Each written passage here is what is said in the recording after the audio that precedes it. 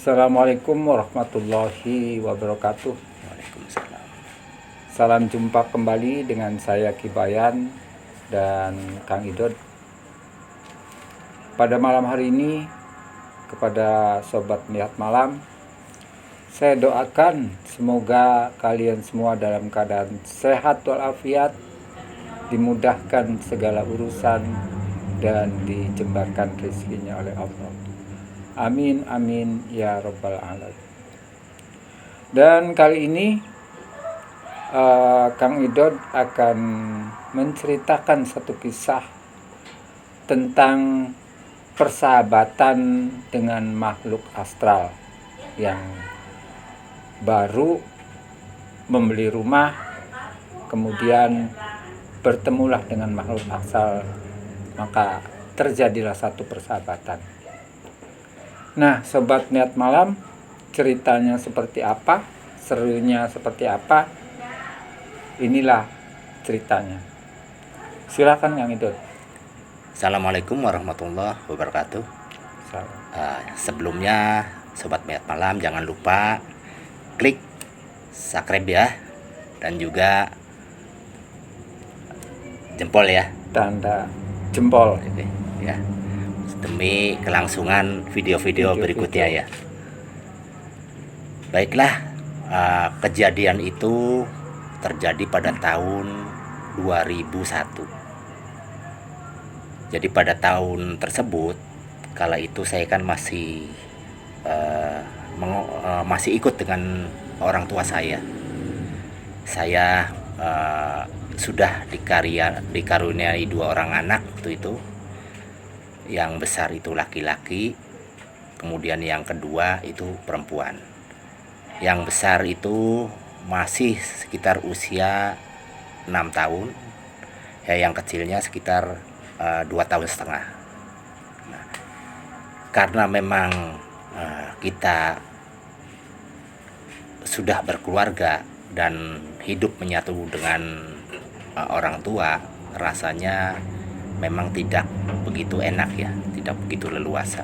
Jadi saya dengan istri coba mencari rumah agar bisa mandiri dengan Bisa lebih nyaman lah dengan orang tua saya. Dan kebetulan diputuskan membeli rumah itu tidak jauh dari rumah orang tua saya. Alhamdulillah sekitar 1 bulan lah saya sudah mencari-cari, akhirnya saya mendapatkan rumah tersebut dengan harga yang mungkin terjangkau lah dengan ukuran saya. Memang rumahnya tidak terlalu bagus, ya disebut sederhana lah, namun saya lihat cukup bersih. Nah, dengan luas pekarangan sekitar 300 meter persegi.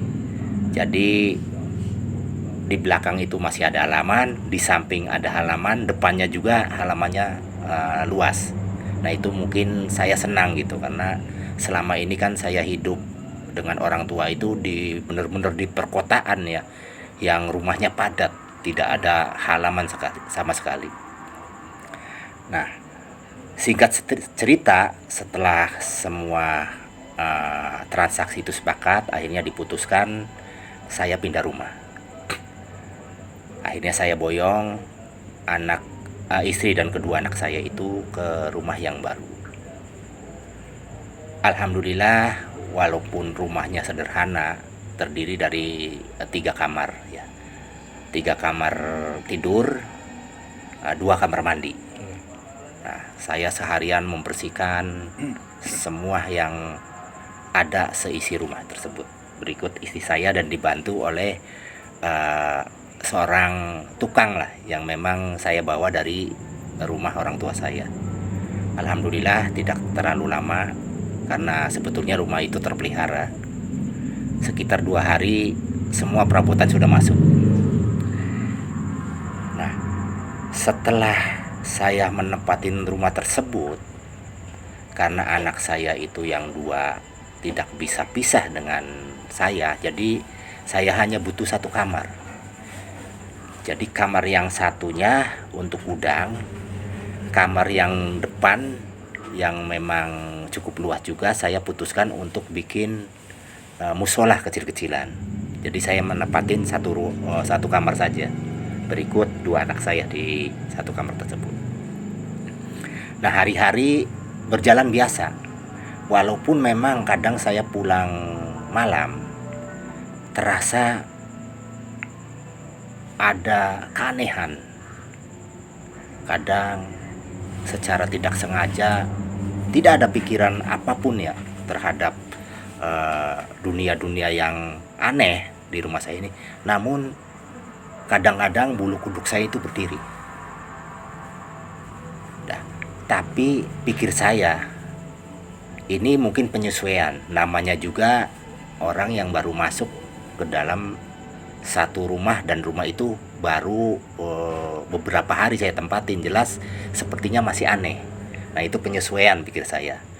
Demikian juga istri saya, setelah saya tanyakan, dia ternyata betah. Walaupun memang ada sedikit agak aneh katanya sih. Kadang ada sesuatu di dapur itu yang jatuh sendiri. Kadang ada yang seperti bunyi-bunyian gitu. Namun pikir saya, sudahlah, dibanding saya hidup dengan orang tua, nah walaupun di sana itunya tidak ada godaan, namun saya lebih senang sendiri walaupun kondisi seperti itu waktu itu. Nah, hampir saya menempatin rumah tersebut sudah berjalan 3 bulan. Nah, saya terus terang setelah membikin salah satu kamar menjadi musola ini, saya suka sholat di situ, senang sekali Gibayan. Saya hampar sajadah, saya bahkan semuanya saya karpetin, ya, kasih wewangian, jadi khusus untuk sholat, untuk berzikir. Saya senang sekali. Kadang saya berlama-lama setelah sholat maghrib itu, kemudian sholat isya, saya berlama-lama zikir sambil duduk, kadang tertidur di situ. Karena apa Gibayan? Tempatnya itu enak, tidak panas, nyaman lah, terasa di hati saya itu nyaman. Walaupun memang ada perasaan nggak enak lah, hawa-hawa yang nggak enak, namun itu saya abaikan aja. Nah, karena saking nyamannya sampai saya sering tertidur di tempat sholat tersebut.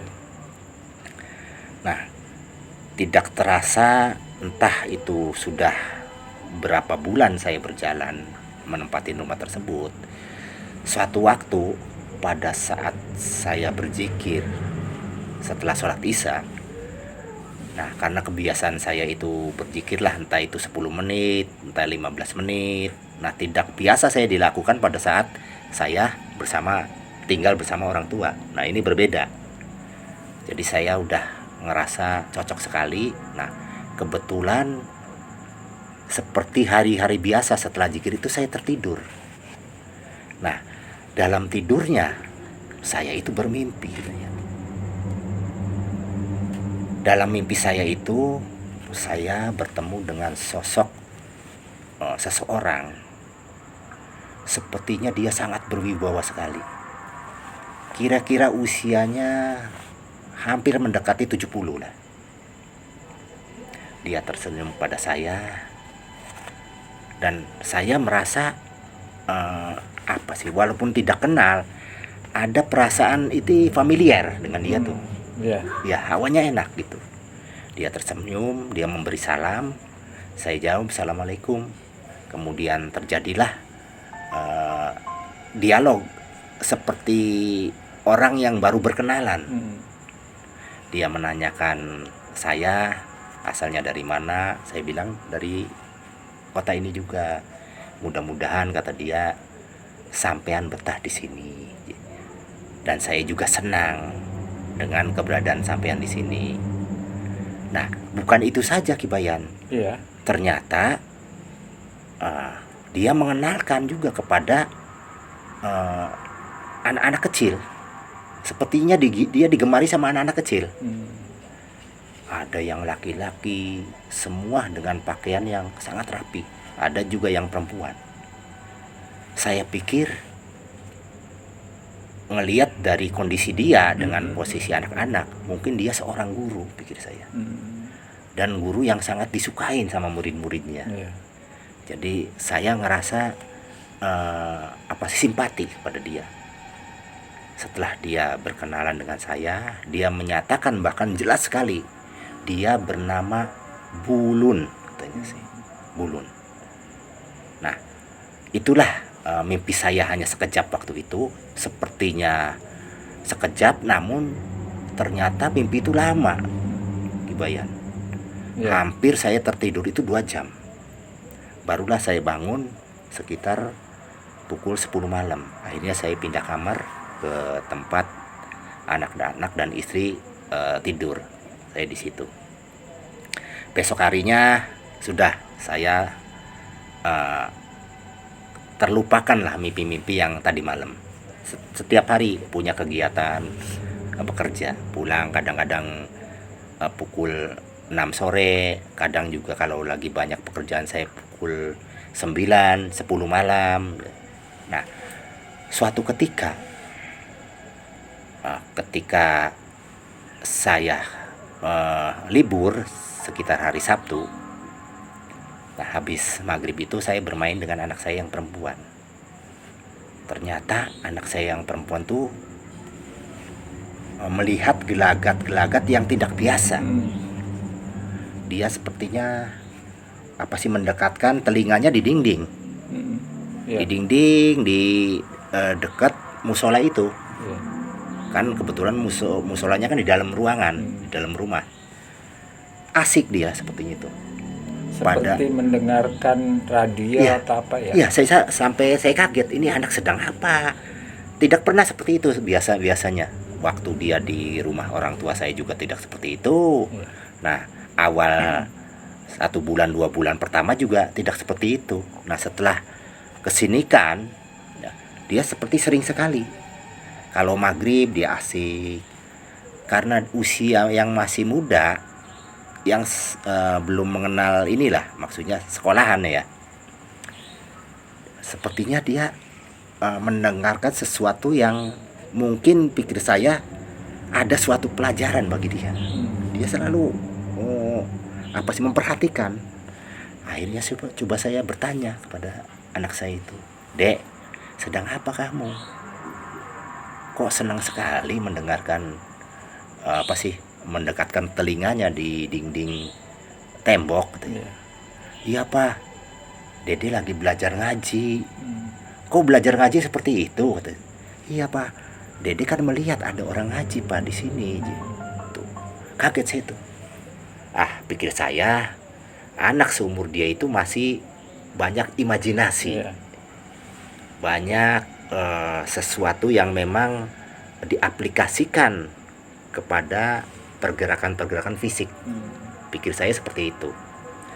Namun semakin hari, 1 minggu, 2 minggu, hampir dia tiap hari melakukan itu. Bahkan yang anehnya, Kibayan, anak saya itu tahu-tahu dia bisa mengaji. Kaget saya itu.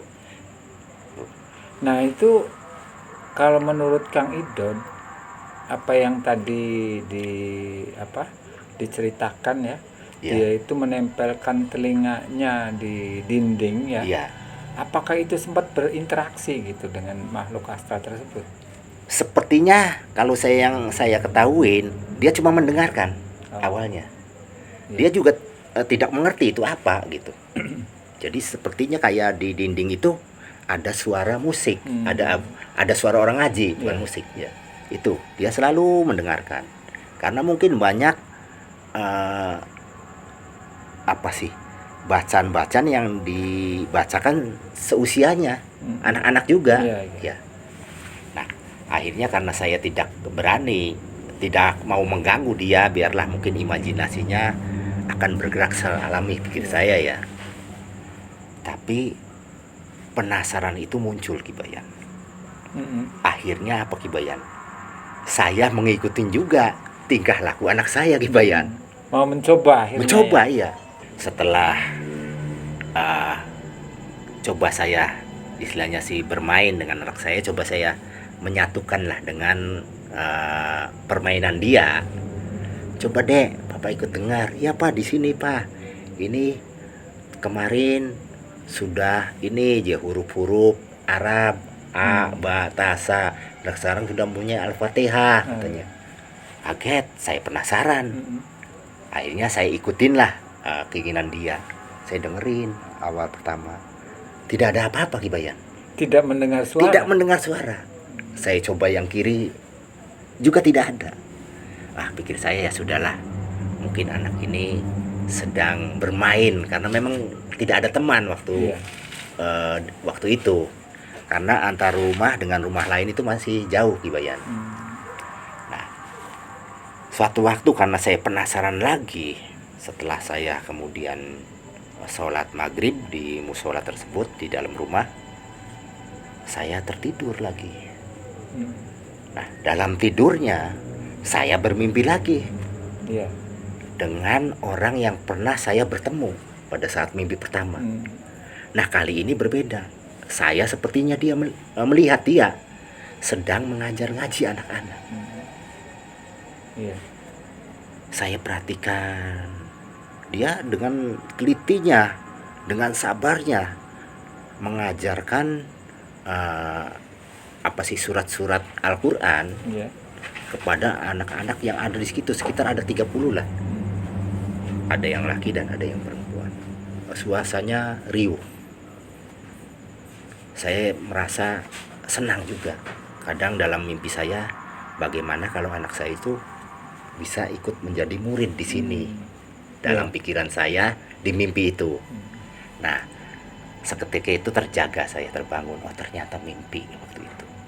Nah, kemudian setelah kejadian itu, akhirnya saya berpikir, apakah mimpi saya ini yang bertemu sosok tersebut, yang kebetulan sosok tersebut itu sebagai guru ngaji, ternyata anak saya mendengarkan. Nah, itu apakah ada hubungannya, pikir saya begitu. Nah, satu waktu Kibayan, ketika waktu itu anak saya sudah tidur sekitar pukul 10 malam lah, dan saya waktu itu masih ada di ruangan musola, memang masih berzikir. Coba saya menirukan gerakan anak saya yang perempuan itu, coba mendengarkan dengan posisi hikmat di tembok perlahan-lahan. Nah, disitulah saya mendengar Kibayan, ada alunan ngaji sangat enak sekali, sangat merdu, luar biasa. Sepertinya yang ngaji itu suara perempuan, anak kecil dan perempuan. Saya dengerin, pikir saya, barangkali ada istilahnya sih orang mengaji dari toa masjid, pikir saya, yang suaranya merembes ke dinding. Saya keluar rumah, tidak ada Kibayan. Nah, itu hari pertama. Nah, kemudian hari-hari berikutnya saya kembali rutinitas itu tertidur. Nah, dari tertidur sepertinya yang ketiga kalinya saya ketemu lagi dengan sosok tersebut. Nah, karena memang saya sudah hafal dan dia juga mungkin sudah paham terhadap saya, dari mimpi bertemu dia sepertinya ada kecocokan antara sosok tersebut, saya tidak tahu siapa itu waktu itu, dengan pribadi saya gitu. Sampai saya terbangun dari mimpi bertemu dia, sampai terbangun, dan saya kaget Kibayan. Ternyata setelah saya bangun, sosoknya ada di ruangan musola tersebut, sendiri, tidak beserta murid-muridnya, sendiri. Saya merasa kaget waktu itu. Tadi saya mimpi, setelah saya bangun sosoknya ada. Nah, antara kondisi ini seperti halu apaan bukan ya waktu itu, akhirnya coba saya berkata, sebetulnya Bapak itu nyata apa tidak, pikir saya. Iya. Begitu ya. Saya tanya gitu. Dia hanya tersenyum. Oke lah, kalau Bapak memang tidak mau menjawab, oke, Bapak kasih kode dengan suara. Baru saya akan meyakinin Bapak mau berkenan dengan saya. Dia hanya mengangguk. Lalu saya kenalkan, nama saya Kang Idot. Dan saya mau tahu nama Bapak siapa. Dia awalnya hanya diam sambil tersenyum. Saya tanya lagi yang kedua kali, juga seperti itu. Akhirnya saya yang ketiga kali, baru dia menjawab, Kibayan. Iya. Saya Bulun, bilangnya. Kaget waktu itu. Dan saya mendengar itu. Nah itu nama Bulun tuh laki apa perempuan? Laki-laki. Oh, laki-laki. Laki-laki. Ya itu yang sosok seusia sekitar 70 tahunan lah. 70 tahun. Kalau sosoknya menurut fisik manusia ya. Kemudian saya dialog lagi. Nah, yang pertama saya sudah ketemu bahwa dia sudah berinteraksi dengan saya dan saya mendengar bahwa sosok ini seperti nyata, pikir saya. Iya. Dan saya tanya lagi, kalau Bapak usianya berapa, Pak? Iya. Kok masih gagah, masih istilahnya sih masih penuh wibawa. Iya. Dia menjawab, Kibayan, saya berusia 300 tahun. Nah, di situ mulai kaget saya. 300 tahun. Ya, kaget. Dari awalnya saya sepertinya dalam pikiran awal itu mengakuin bahwa iya sosok nyata, mungkin sosok manusia lah, mungkin entah itu tetangga, entah apa waktu itu. Tapi setelah dia mengungkapkan 300 tahun, akhirnya semua buyar pikiran saya. Karena hal ini mustahil. Dia sepertinya memaklumin. Dari bahasa fisik, dari bahasa mimik muka, sepertinya saya itu tahu bahasanya dia. Dia menyadarin bahwa saya itu bingung. Bahkan dia ngomong, "Adek, jangan bingung. Saya ini penunggu di sini sudah 500 tahun dari bapaknya," katanya sih. Dari ayahnya itu. Berarti di situ satu keluarga mungkin ya, dari mulai bapaknya terus Iya, dia. bapaknya. Mungkin bapaknya juga guru ngaji maksudnya. Ya dilanjutkan sama dia. Iya. Jadi Nah, bapak itu- sama dia tuh udah 500 tahun. Mungkin bapaknya 200 tahun, nah dianya kan usianya 300 tahun. Iya, Ya. iya. Nah, itu mungkin. Jadi tempat itu maksudnya yang ada di tempat saya. Akhirnya saya menyadarin betul, oh bahwa ini sisi-sisi di dimensi yang halus, pikir saya. Akhirnya coba saya berdoa. Barangkali dengan doa ini dia terpengaruh. Ternyata dia malah senyum. Iya. Bahkan dia mengucapkan terima kasih bahwa hadirnya kalian di sini memberikan semangat saya untuk mengajar, memberikan situasi di wilayahnya dia semakin nyaman, katanya. Saya juga heran, padahal saya tidak melakukan apa-apa. Iya, iya. Tuh. Nah, itulah awal saya bertemu dan menyatakan perkenalan dengan nama dan pernyataan usia yang jelas, Kibayan. Nah itu kalau menurut Kang Idot pada waktu melihat sosok dan tinggi besarnya itu bisa nggak diceritakan gitu? Jadi kalau saya waktu berhadapan tingginya sekitar ya setinggi manusia lah. Nah, Tidak terus seperti sosok pakaian dunia besar. apa seperti apa? Dengan jubah. Oh, jubah. Iya. Langsung ya dari atas ke Iya. bawah. Langsung dengan jubah warnanya seperti putih agak pudar. Dengan sorbannya juga kan putih agak pudar juga. Nah, ini dengan beberapa jambang agak lebat lah. Nah, ini yang akhirnya kok bisa, pikir saya itu, kok bisa saya berdialog dengan makhluk-makhluk seperti itu. Tapi akhirnya itu mematahkan pemikiran saya juga, Ki Bayan. Jadi kan tidak semua jin itu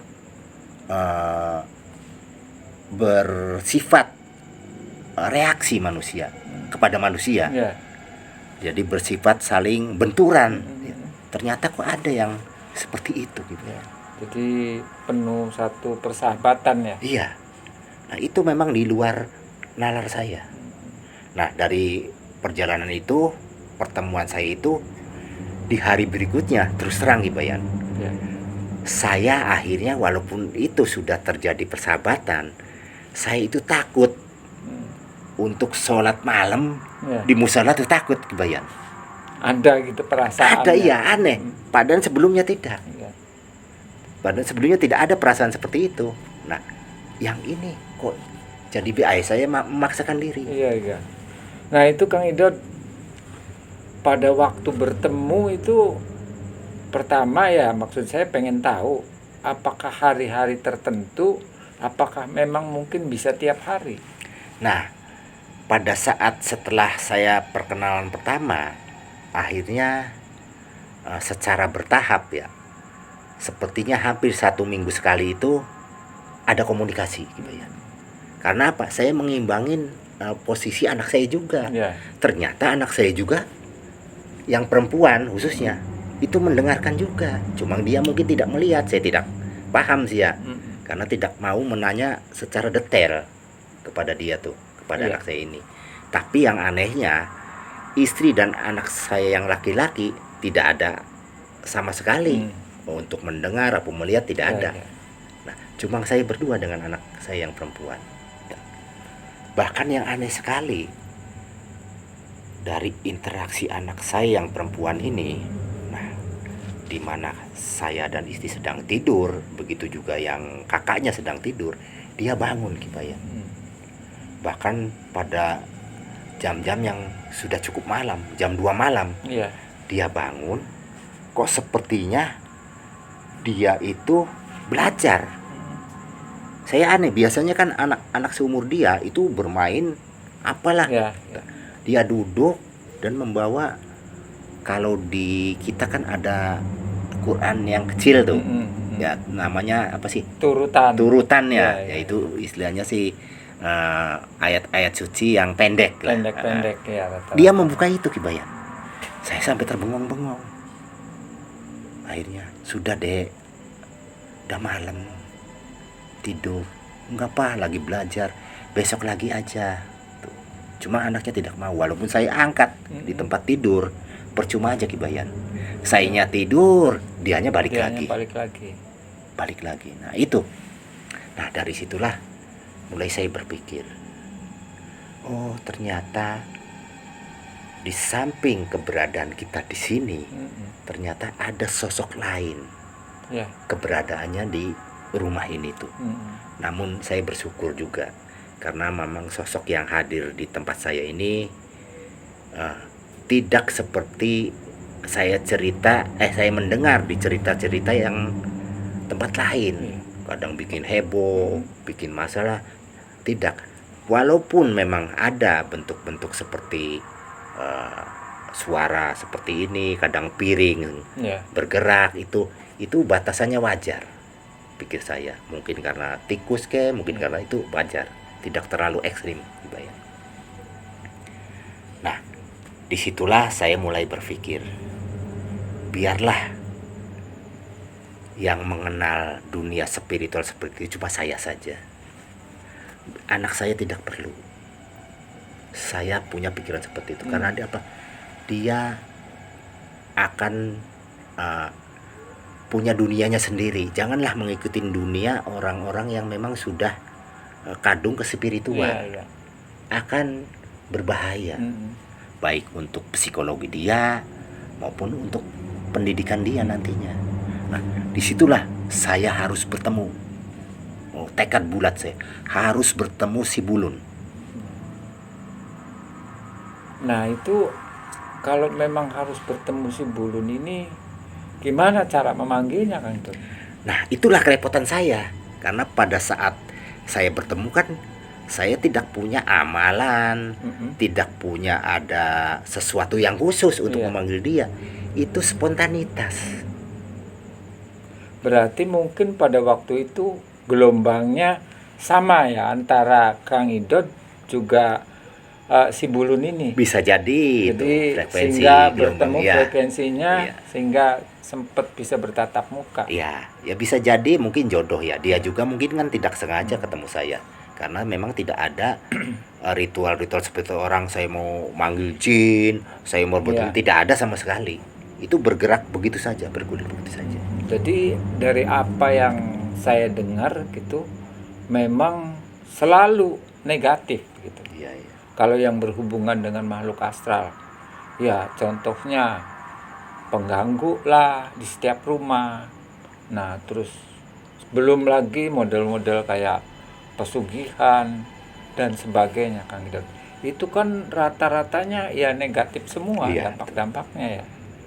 Tapi ini justru yang ditemui Kang Idot ini sepertinya berbeda. Iya, betul.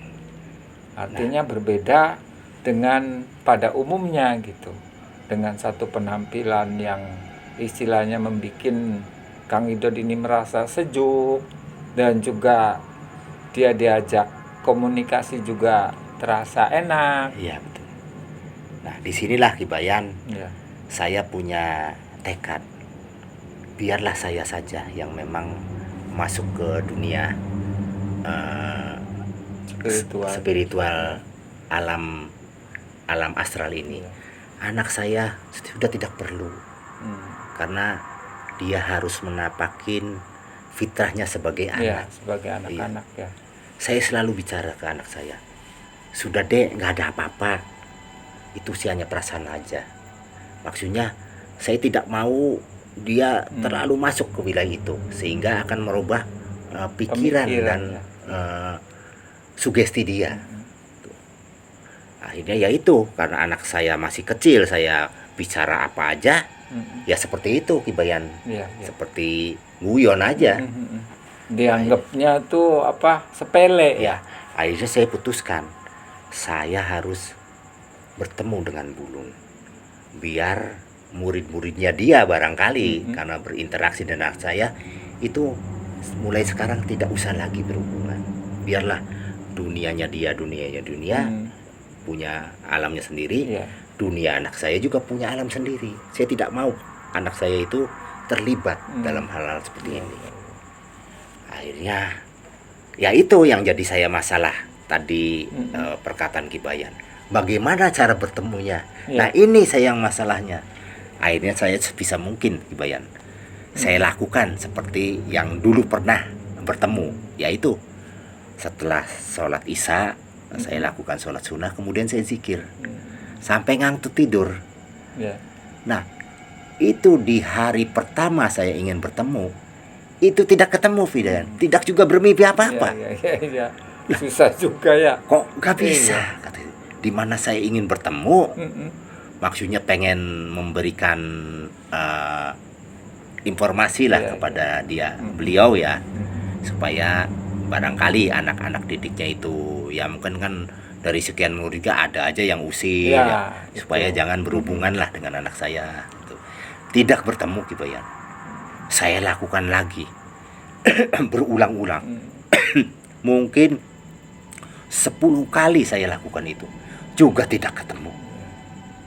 Pikir saya, apa saya ini yang kemarin tuh hanya halusinasi, apa memang hanya mimpi-mimpi sekedar buat tidur. Nah, pada waktu itu Kang Idot ini sempat nggak gitu bertanya kepada si anaknya Kang Idot ini, apakah memang sempat si anak ini bertemu langsung atau gimana?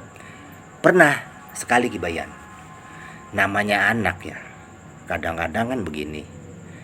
Kebetulan anak saya tuh setelah 4 bulan menempati rumah saya masukin TK gitu. Iya. Nah, kebetulan di TK itu banyak anak-anak nakal, kata dia tuh, yang sering ngejahilin lah. Iya, iya. Dia bilang ke saya panggil, "Pak, anak-anak nakal." Dede panggil temennya Dede aja biar suruh Oh itu aja, suruh mukulin dia, suruh nyelentikin dia aja yang nakal-nakal. Datang Kibayan katanya. Oh, datang. Datang menurut anak saya. Nah, berarti di situ si anaknya Kang Idot ini tahu caranya untuk memanggil si makhluk astral itu. Saya kurang paham benar, cuma mungkin ya anak kecil ya, mungkin hanya ilusi dianggapnya. Iya, iya, iya. Itu pertemanan sebagai manusia dengan manusia, jadi dia panggil, Iya, iya. dipanggil tuh nakal aja, gini-gini. Nah itu yang anak-anak yang nakal itu langsung diperingatkan sama dia, Kibayan. Katanya, kata anak saya nggak nakal lagi. Nah itu saya mulai panik, Kibayan. Kalau dia sampai terus-menerus seperti itu, untuk perkembangan anak berikutnya, pelajaran, kecerdasan bisa jadi terganggu, Kibayan. Tuh, makanya langsung saya pengen ketemu lagi dengan Bulun ini. Jadi walaupun bagaimana ada dua interaktif, Kibayan. Itu pemikiran saya secara logika. Kalaupun anak saya memanggil, kalau dia tidak mau hadir kan bisa. Kalau dia hadir terus, terjadilah komunikasi lagi nantinya. Nah, saya pengen seperti itu karena apapun yang saya sampaikan kepada anak saya ini sepertinya mungkin tidak nyampe ke dalam benak dan perasaan dia, Kibayan. Jadi satu-satunya saya harus ketemu langsung ya. Dari wilayah sana saya coba ikhtiari. Iya. Nah itu sampai saya tuh 15 kali, Kibayan, baru saya bertemu. Wah, lumayan juga sampai 15 kali. Nah akhirnya di saat itu bertemunya sama dalam mimpi, Kibayan. Saya langsung ya sekonyong-konyong nih sepertinya, walaupun dalam mimpi saya bertemu seperti ini. Bahkan saya marah. Iya. Aneh, makhluk halus saya marahin. Padahal kalau bentuknya logis kan takut, Kibayan. Iya. Tapi waktu mimpi tidak kok ya, nggak takut. Jadi saya marah, tolonglah Ki Bulun, jangan ikut campur ke dunia anak saya. Ki Bulun tersenyum, sepertinya dia merasa aneh. Mungkin ya, pikir dia, saya tidak melakukan apa-apa.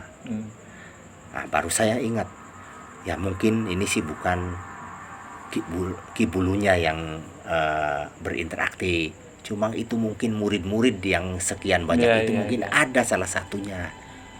Tolonglah, kalau sampean mau bersahabat dengan saya, sudah dengan saya saja. Biarlah anak-anak kecil itu nggak usah dilibatkan, karena dia punya masanya sendiri, punya kehidupannya sendiri, dan punya takdirnya sendiri. Tolong, kata itu. Nah dari situlah mulai tampak muka dari Ki Bulun itu serius, Kibayan. Serius, karena saya memohon-mohon sekali. Iya. Tolong jangan lagi mengusik anak saya. Mungkin murid-murid sampean, baik yang laki-laki apa yang perempuan, saya tidak tahu. Saya minta berharap sekali. Tapi kalau sampean mau berteman dengan saya untuk kebaikan, silahkan. Nah, dengan serius sekali dia akhirnya mengangguk-angguk. Kemudian bangunlah saya. Memang prosesnya tidak ujuk-ujuk, tidak seketika. Seminggu anak saya masih melakukan interaksi. Nah, dan saya juga ikhtiar di anak saya, bukan saya diem. Saya sibukkan dia dengan kegiatan yang lain, Kibayan. Di mana dia sudah mulai mendengarkan itu, saya panggil.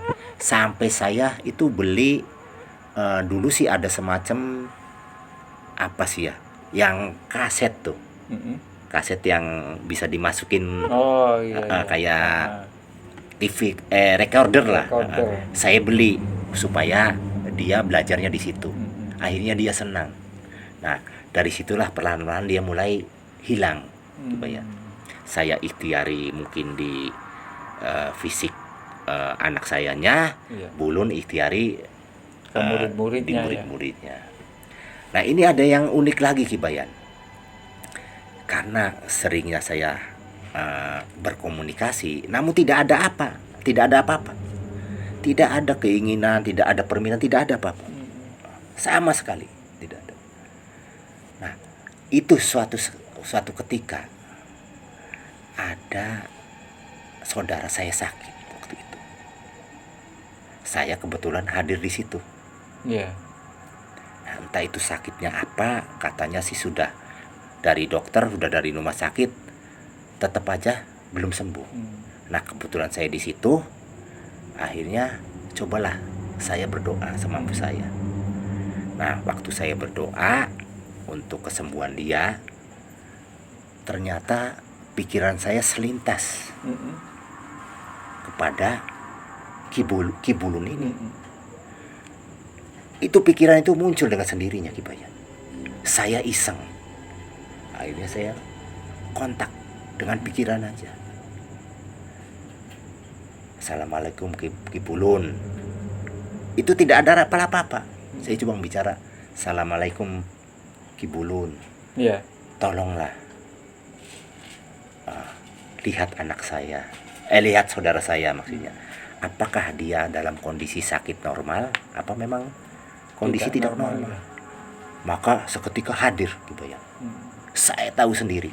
Itu dengan wujud yang asli waktu ketemu atau Wujudnya masih manusia Ki Bayan. Iya. Wujudnya masih wujud manusia seperti dengan jubah itu, dengan pakaian jubah dan sorban. Tidak menakutkan. Datang langsung sepertinya dia duduk di perut orang yang sakit Ki Bayan. Kaget saya juga. Berarti orang sakit ya dalam keadaan tertidur, Kang? Tidur. Duduk di sini. Iya. Saya kaget. Kok duduk? Nah, tapi yang anehnya dia berdoa Ki Bayan. Oh. Iya. Dia berdoa untuk kesembuhan si saudara Sakit, saya ya. ini ya. Kemudian setelah kurang lebih 10 menit lah. Kemudian dia turun dari perutnya. Sepertinya dari mimik muka dia, saya melihat pasti ada rasa kekesalan terhadap saya. Saya aneh waktu itu. Akhirnya saya coba berdialog. Maaf Kibulun, mungkin saya mengganggu ya karena ini darurat. Tapi dia hanya diam aja, diam sambil mimik mukanya tidak ada senyum, serius. Namun saya tahu bahasanya. Dia kurang lebih dalam hati saya berkata begini, janganlah kamu mengganggu saya. Saya ini sedang sholat. Bilangnya itu Ki Bayan. Subhanallah, kaget itu Pak. Baru tahu. Oh, seperti itu. Jadi untuk lain kali, kalian kalau memang punya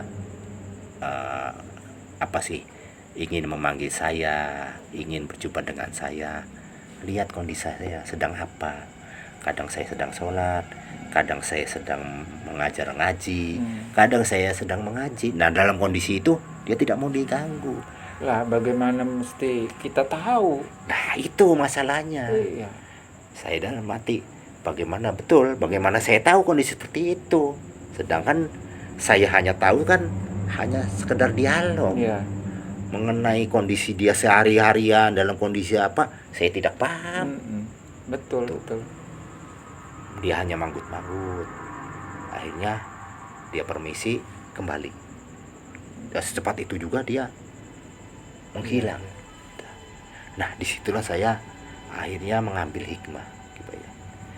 Jadi walaupun kita mempunyai kodam, jin, apa semacamnya lah, tidak semestinya kita semena-mena mengambil permohonan, menarik dia untuk supaya hadir, keperluan apapun, baik itu keperluan untuk berkomunikasi, untuk penyembuhan. Siapa tahu kondisi-kondisi jin muslim yang memang dia sudah bertobat, sudah mulai mengadakan spiritual yang memang sangat susah di alam jin ini, dia takutnya kembali lagi ke posisi karakter jinnya ya. Jadi itu dimana dia sedang sholat, dia ketarik, akhirnya batal lah sholatnya.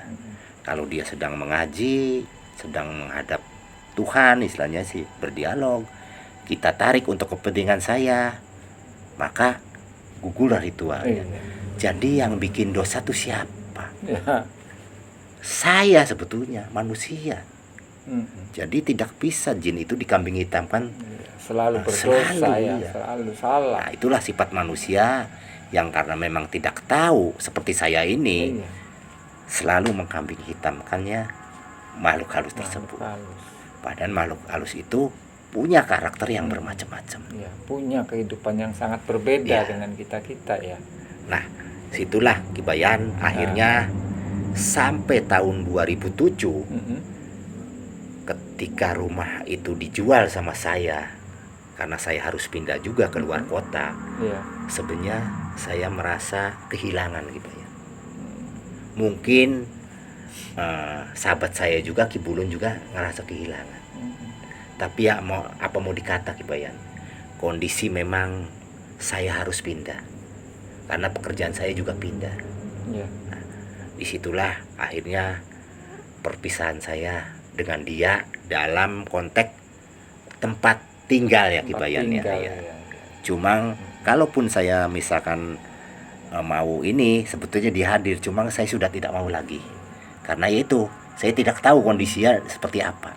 Jadi mungkin yaitu dalam satu di dunia istilahnya di sini ya umpamanya itu dimensinya dia sangat berdekatan sekali dengan rumahnya Kang Idon. Mungkin Tipis seperti ya, itu Kang gitu Idon. ya, iya. Jadi sehingga otomatis ini interaksinya akan lebih cepat dari gesekan-gesekan energi gitu. Betul.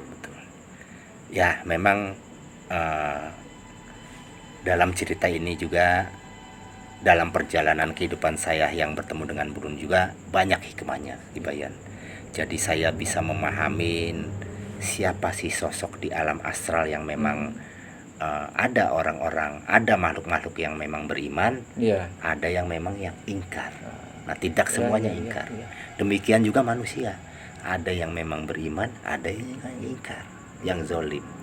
Nah disitulah kita harus bijaksana. Nah disitulah cerita saya sampai di sini Kibayan. Iya. Mudah-mudahan cerita ini bisa diambil hikmahnya bagi kita semua. Ya. Lanjutnya barangkali ada pesan dari Kibayan. Ya.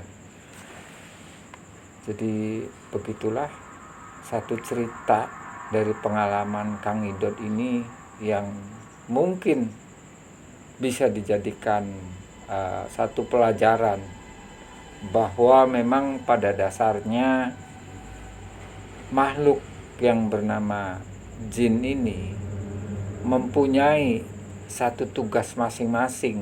Ya. Manusia ya dengan kehidupannya dan makhluk jin juga dengan kehidupannya. Jadi tidak saling mengganggu. Walaupun persahabatan itu ya tetap aja ada ya. Jadi begitulah satu pesan saya, mudah-mudahan bisa bermanfaat kepada sobat melihat malam. Dan akhir kata, wassalamualaikum warahmatullahi wabarakatuh.